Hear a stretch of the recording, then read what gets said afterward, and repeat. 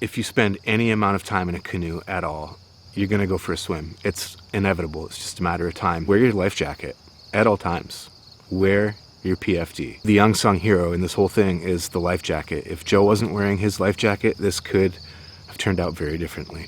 The life jacket saved his life, so let's get into it. Howdy homies, I'm back on the Connecticut River, Canoe to Guildhall. I'm out here this weekend for 4 days with some fellow Mid-Atlantic Northeast canoe fanatics, Josh and Joe. We are at the put-in right now, getting all our stuff ready. We've already done the car spot. We left my truck at Guildhall and we drove all the way up to here with all our gear at Canoe. And we're gonna put in the river and then we're gonna make our way back down. Right now we're just unloading our gear, getting everything packed up into the canoes, and we're gonna be on our way. Can't wait, looking forward to this. We're off, what do you guys think? Ready to go. Let's do it. Do it.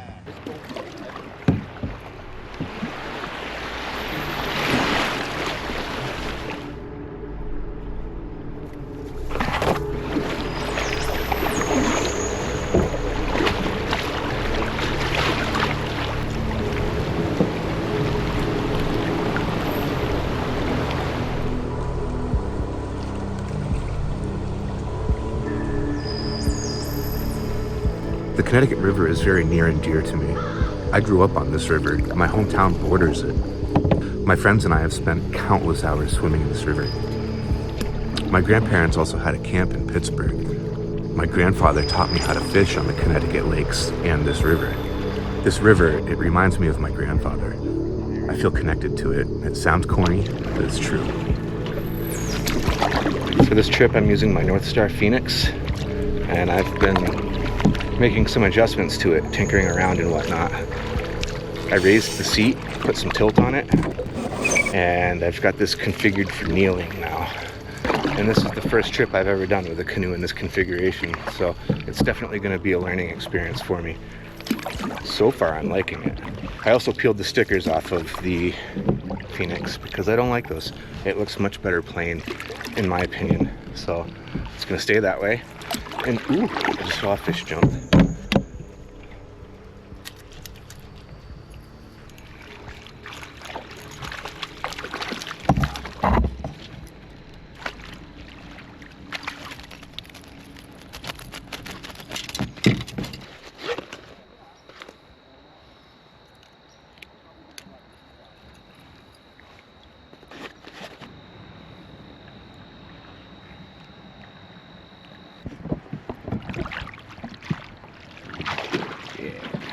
Beautiful fish. Thanks for the fight, bud.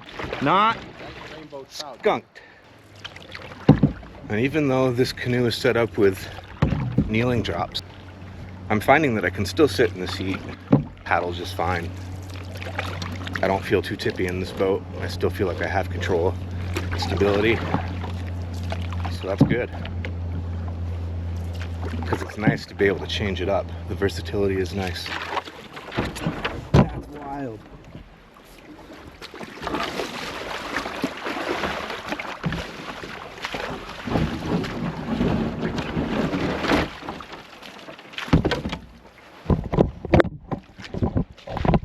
Check that out, guys.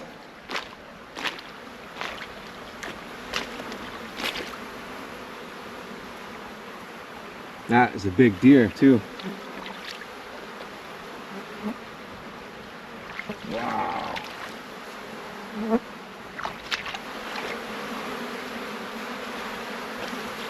Still in velvet. Wild. That's pretty crazy. Don't see that every day. That's why you filter your water, folks. That deer was wild. It was crazy. You don't see that every day. Man, I'd love to know how that died.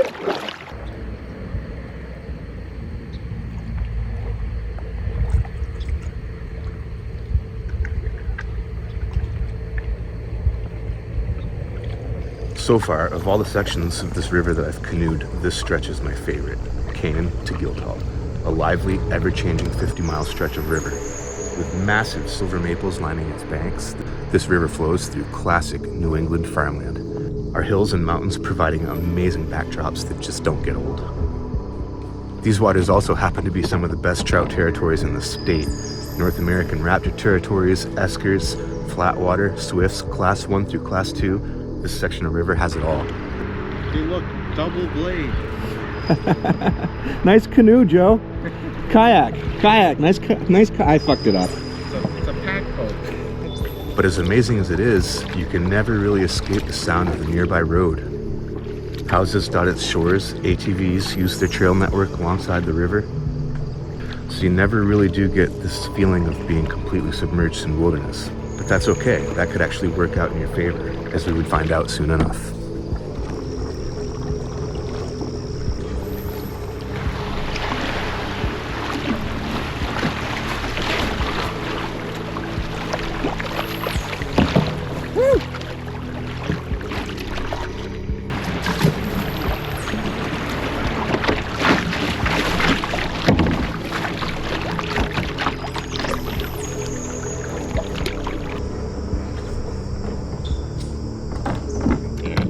Oh, the bugs were crazy and the landing kind of sucked, so we're pressing on. We're gonna head to Columbia Meadows. Hopefully no one's there. I feel like we're actually taking a pretty good gamble. Push it on past that campsite and heading to Columbia Meadows, because that's the last campsite for miles and miles and miles. And if it's occupied, it could get interesting, but we'll see. It's all part of the adventure. We'll work it out.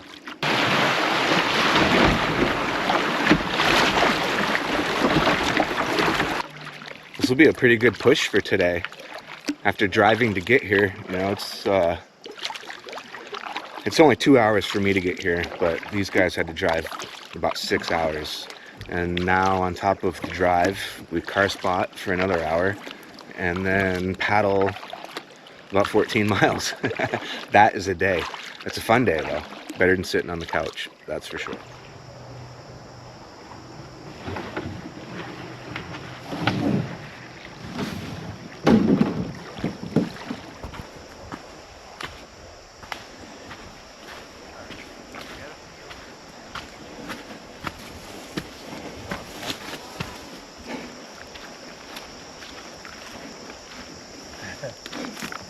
We got ourselves a picnic table, fire ring, a Joe, Yeah. river, there's a house. bike. I'm really glad that I brought a tent and a hammock. Looks like it's gonna be a tent kind of night.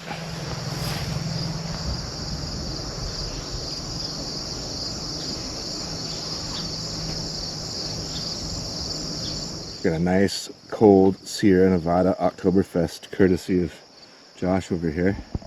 Muggy, I'm sweating my ass off. I have a feeling I'm not gonna sleep all that great tonight. Might as well be drinking. Good cheers. Cheers.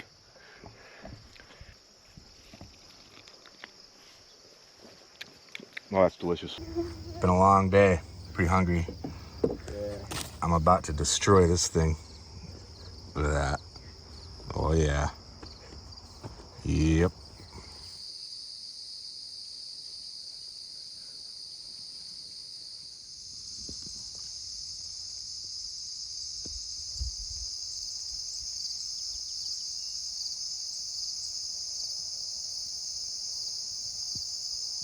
Breakfast champions. First peach from my tree this year. Oh boy. Good morning. Yesterday was awesome. Last night was a lot of fun. It was nice hanging out with these guys and getting to know them. I had a hard time sleeping. It was pretty hot and muggy, pretty sticky. Looking forward to getting onto the river. We had a nice breakfast, nice leisurely morning, and now we're just loading up, packing up, and we're heading down river. And we're off. First time ever, I got blisters on my hands from paddling yesterday. It's never happened before. So I'm wearing gloves. I put a Band-Aid on my finger there and put some gloves on. Hopefully that's gonna help. We'll see. Here we go. Bye-bye, Columbia Meadows. Treated us well.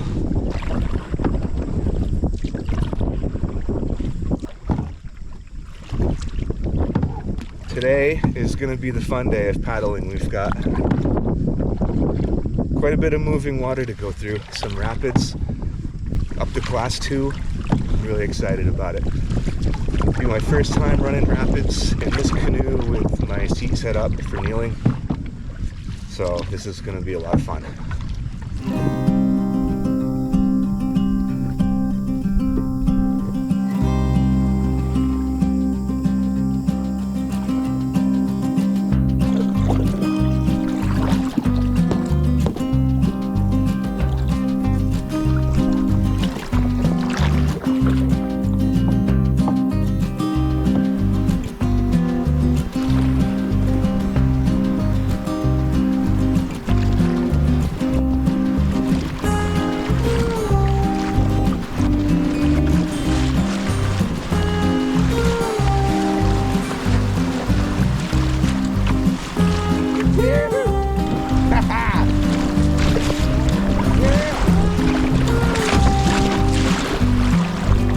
That was fun.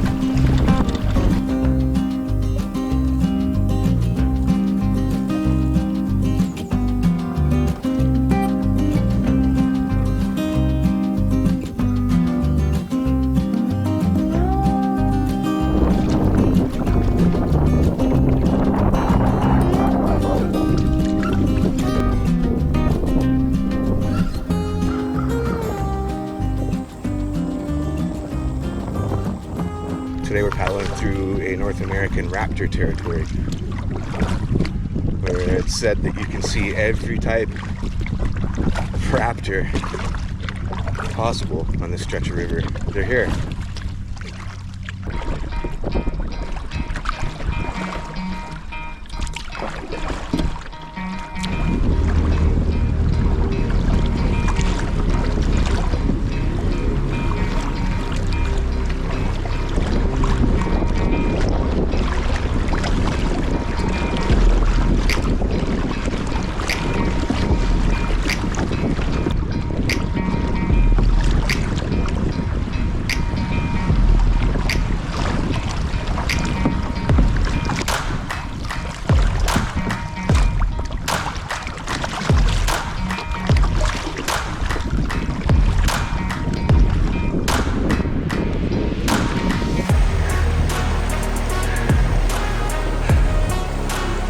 Bummer, man. It's sad to see. At least everyone's okay. There's nothing we can do. Can't unpin it. We have to leave that canoe there. Oh my god. This is devastating. This is crazy, guys. Really unfortunate. Joe's boat is pinned, completely ruined. There's no salvaging it. We cannot unpin it. It's dangerous to even try. So there she be for quite some time. That is a really sad sight. Oh my god, the death of a beautiful canoe. At least Joe's okay. 2 people have stopped to make sure we're okay at this point, which is awesome.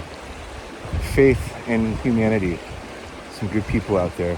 Joe has got a ride back to his vehicle in Canaan, and he's going to come back here and get us, and we're going to figure out what to do from here. We might campsite tonight, we might not. We don't really know what we're gonna do. I can't even believe this happened. This is crazy.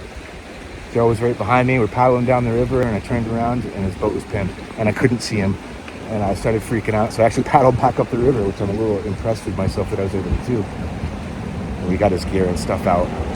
This is, what a bummer, what a bummer. Everybody's okay, trip's over, but at least everybody's okay. This is insane. I don't even know what to think. I feel really bad for Joe. I really do. I can't even believe this happened. I'm still trying to process it. It didn't even happen to me, and I feel like I'm in a mild state of shock because of it. It made me realize a few things for sure. Like diving into my next obsession, which is gonna be river rescue. I've got a lot to learn, and if I'm gonna do this shit, I need to learn it. That has just become very apparent to me. So live and learn. Live and learn. Oh boy, this is crazy. Anyway, Joe came back. Joe did make it to his car. He came back here, picked up Josh. They went back to get Josh's car. Now they're coming back to pick me up. That's where we're at right now. We're gonna load up all our gear, and then I don't know what's gonna happen. Joe and I might camp. Josh might go home. We all might just go home. All three of us might camp. We really don't know. We've got no idea. We checked all of Joe's gear. Everything is dry. So all his equipment worked, and that's great. So all his camping gear is still dry. He has expressed interest that he still wants to camp tonight. So I would like that myself personally. So we'll see. We'll see. They should be back shortly. I'm just watching the gear while they're doing their trip, and they're going to be back, and we'll see what we're going to do from there. I can't even believe this happened. I've never seen that happen before. This is a first for me. I know that water is strong, ungodly strong. I'm surprised that it folded that canoe in half that quick in those conditions. Mild class 1 folded that beautiful canoe right in half like it was nothing. That's incredible. Damn, feel bad for Joe.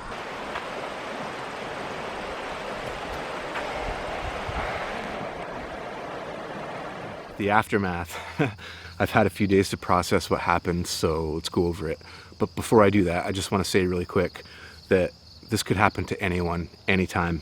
Accidents happen. If you spend any amount of time in a canoe at all, you're going to go for a swim. It's inevitable. It's just a matter of time. So let's keep the comments respectful and civilized. And wear your life jacket at all times.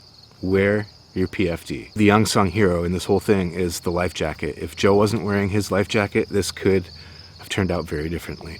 So let's get into it. From my point of view, this is how it went down. We took a quick break before the rapids to talk about our game plan, see what we were going to do, how we were going to go about it. We determined that I was going to lead, Joe was going to follow me, and Josh was going to keep an eye on things from the rear. We made it through several sets of rapids that way, just picking our way through them, taking our time. I'd look back every now and then to make sure that everybody was okay, and I was pointing out rocks along the way as we went. Now, some of those rocks are lurking just below the surface of the water, and they're really, really hard to see until you're right up on top of them. And I'm pretty sure that that's what got him, because from my point of view, everything was fine until it wasn't. I have footage of us moments before the incident took place, and I tried to reposition my GoPro behind me to get better footage of Joe coming downriver, just for a different perspective. Well, in the process of doing that and trying to get the camera square and the horizon line right, I separated the gooseneck. So I abandoned that idea real quick and started focusing on the rapids because there was a more aggressive set coming up. I navigated through that little bit of rapids and turned around, and Joe's canoe was sideways, pinned on a rock, and I couldn't see him. And that's when things got really, really, really nerve-wracking for me. I could see the canoe the whole time. I could not see Joe. I thought he was pinned underneath his canoe. And I'm probably 100, maybe 150 feet downriver, and I started paddling my ass off to try and get back to Joe. And I'm not gonna lie, I was freaking out. I thought a guy was dying right there in front of me. About halfway through my paddle, getting back up to him, I could see his head pop up above his canoe, and then the canoe, just everything started to change, and that river folded that canoe in half right in front of us without much effort at all. It was amazing. I'm astounded that that river did that to that canoe that quickly in that mild of condition. At any rate, I got my canoe pretty much parallel to him, tied it off to shore, and started making trips back and forth to help him get his gear. The boat was super penned. There's nothing we could do about it, so I just started shuttling gear. Josh came to help us, and as a team, we worked to get whatever we could from Joe's canoe salvaged and to shore. We saved everything except his paddle. He lost his paddle, he lost his camera, and his knee pad was pinned against the canoe. In between, there was no getting it. So for the most part, we recovered everything, and it worked out okay. But it was a really, really, really nerve-wracking situation. I'm not trying to make it about me, but I was really scared. I seriously thought that Joe was pinned underneath the water and dying in front of me before I could get to him. But anyway, that's my version of the story. We were considering camping, but Josh ended up deciding that he was going to go home, and Joe and I decided that we were going to camp that night and make our separate way in the morning. Well, we got to where we were going to camp at about 3 o'clock, and it was hot, humid, and buggy, and both of us didn't see much of a point in just sitting there for the rest of the afternoon, sweating, getting chewed by bugs. So we decided that we would part ways right there, and that was that. Trip was over. It was a very unfortunate situation, but I'm very thankful that it worked out the way that it did. It's the death of a really nice boat, but Joe's okay, and that is absolutely the most important thing. The life jacket saved his life. I'm convinced of it. The canoe. The canoe was pinned, we couldn't move it, and we did not have enough rope to get from the canoe to shore. And even if we did, the tensile strength of that rope probably wouldn't have been adequate. And we wouldn't have been able to unpin it without mechanical advantage anyway. So we were stuck there. I'm gonna get a pin kit. I'm gonna start taking this a lot more seriously. This was an eye-opener for me. As people stopped, we asked them if they had ropes or chains. Nobody did. So just to be thorough, we called Vermont Fish and Game. We let them know that the boat was pinned. We let them know what mile marker it was on. We let them know that nobody was injured and that nobody was downriver in need of help, so there was no need to initiate a rescue. That was our primary concern. A few days later, I get a call back from Fish and Game. They called me back. They referred me to another gentleman. I talked to that gentleman. He couldn't do anything about it because he was in Vermont and the river is the property of New Hampshire. I called Vermont because we were standing on the Vermont side when all this was happening and I was reporting it. So I did get in touch with New Hampshire Fish and Game and New Hampshire State Police. So we were thorough. We're not breaking the law. I've got confirmation on that. We're not doing anything sketchy. They were very appreciative that we followed up and that we contacted them and gave them all that information. I'm not sure when they're going to get to it or if they have yet, but they said they were going to call me and let me know when they got a plan in place. So that's where I'm at. That's all I know about that situation. The canoe could still be there. I don't know. What I do know is that Fish and Game will take care of it. I mean, the canoe, we kind of feel like it was a total loss. I have had people tell me that we could repair it, but if Fish and Game doesn't call me back, who knows what's going to happen to that canoe. They'll probably just junk it, or somebody might know what it is and say, hey, I'm going to repair that. Good for them. I hope they do, because it was a really nice canoe. I don't want this section of the video to go on terribly long, but before I go, I would like to give you Joe's account of what happened, which is right here. He sent me a nice write-up about his version of the story, so here we go. I do not like reading out loud, so please bear with me. It was 10:20 a.m. on Saturday, August 17th. Myself, Justin, and Josh had just broken down camp along the Connecticut River at the Columbia campsite. Our day would consist of around 12 miles and 11 sets of swiftwater rapids. I was a bit nervous, as I am mostly a flatwater paddler. Thankfully, none of those rapids would exceed Class 2. Our first set of rapids, just below where Clough Brook enters the Connecticut, was pretty good. I'd say close to Class 2. I remember feeling nervous as my SRT bobbed through some pretty good standing waves, but was feeling confident as I exited the rapid. As we approached our next set of rapids, I remember Justin taking lead, with me following close behind and Josh about 20 yards behind me. As Justin entered the rapid, I could hear him yell, "Big rock." I tried to avoid the rock, but clipped it, and my boat was pushed on top of me by the current. I remember trying to throw my weight enough to roll the boat over the top of it, but instead the current grabbed my stern and spun the boat sideways. Now in the water and trying to free my legs from under the seat and not being successful, I was doing my best to keep my head above water. Thankfully, my PFD was doing a good job with that. I didn't panic, but after what seemed like at least 5 minutes, I was able to free one leg. As I reached into the water and trying to remove my shoe to free my other leg, I could hear the god-awful cracking sounds. The boat was pinned to the rock, and the water pressure and current were starting to snap the hull. A few minutes later, I was able to free my other leg. Justin was able to navigate the rapid and turn around and paddle back a few yards before securing his boat and wading the best he could to me. Meanwhile, Josh was able to eddy out before the rapids, seeing what had happened, and he too was wading to me.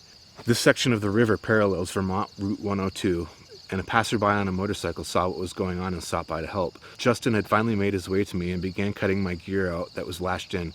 Josh reached us as well and began helping grab my gear. And along with the guy on the motorcycle, all my gear had made it to the shore except the paddle and one of my cameras. Once we were all off the river, another passerby who had been fishing with his son stopped to see if we were all right. Right there, this kind person offered us, a ride to one of our cars. Our trip had come to a screeching halt. It's really hard for me to believe and understand that what happened in mild Class 1, but it did, and it can happen to anyone, and that water is so ungodly powerful. Just a little bit is capable of chaos. I'm just really, really glad that we're okay, that everyone made it, that Joe's okay. He'll get another boat, guaranteed, one way or another.